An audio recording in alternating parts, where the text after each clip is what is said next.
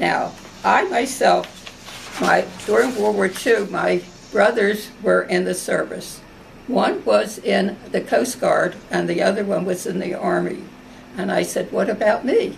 I'm very patriotic and I want to take care of my country and support it. So I was sworn in on my 20th birthday, and I served 2 years. What happened at that time, as I said, women did not go overseas, only in the medical corps. And therefore, I was part of the supply corps.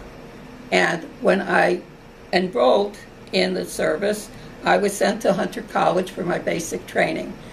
The government took over colleges at that time to use for the war effort. And Hunter College was basic training for the women. And they had basic training where we learned all the things that the men did in their basic training. We went through drills, we learned about the recognizing airplanes, recognizing ships, and all the things that the men, we drilled, we stood watch, we did all these things that the men did.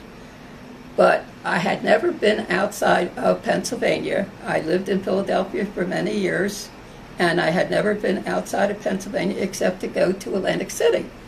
Well, they told me that I would go to a nearby place near Pennsylvania, but it ended up. After my basic training, we had to have storekeeping training, that's Supply Corps. And I was sent to Milledgeville, Georgia State College for Women. And Milledgeville, Georgia is a little town. It actually was the first capital of Georgia many, many years ago. And this little town had this college, and we were taught all the things about the Supply Corps. In the weekends, the farmers used to come in their horse and buggies with their families and to buy things and to eat watermelon walking on the streets, and they didn't even know what a northern person looked like. We were the Yankees. And one man actually, who was in charge of the graves in that area, said, we even put a flag on the Yankee graves. So they wanted to show that they were not prejudiced. But afterward, they told me that I would be going to Milledgeville, to Mechanicsburg, Pennsylvania, and work there in the Supply Corps. The day I was supposed to leave, they said, no, you're not going to Mechanicsburg, you're going to Oakland, California. Well, you know, this was quite a surprise. And I got on a train. This train was fueled by coal. And they sat us up for 5 days and 5 nights, sitting up, sleeping, sitting up. And they used to stop at different places and pick up food. So there was no dining car, there was no sleeping car. This was just a sit-up train. Well, the soot was all over you because of the coal. We got to California in 5 days and 5 nights. Do you remember what date or even what year? This was 1944. And what happened was this Oakland, California base was they put the barracks right in the middle of the town, right surrounded by houses. And we stayed there. Again, the women did all the things that the men did as far as the work was concerned. We were on a base, we had our training, we had to actually do the work, but we stood watch, we did all the kinds of maneuvering that we had to do.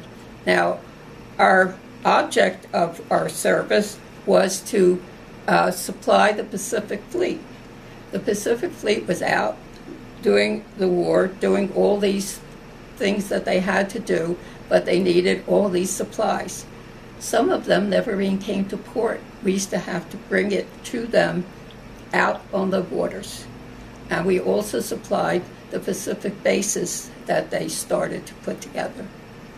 And as the time went by, I started as a seaman 3rd class, and I ranged 5 levels before I was discharged, and I was storekeeper 2nd class, which is 5 levels up from the beginning.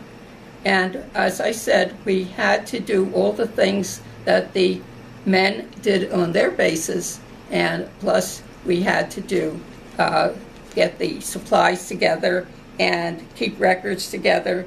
And I have here all the different things, pictures of what we have done.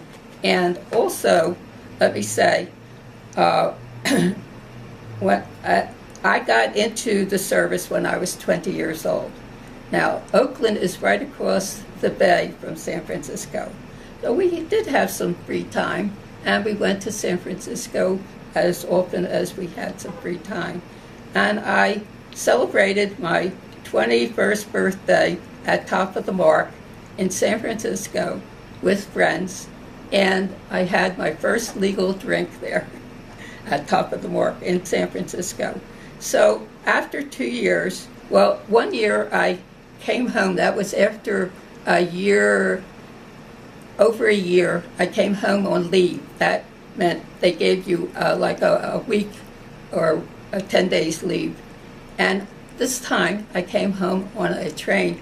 It was an electric train, and it took 3 days to get home instead of 5 days.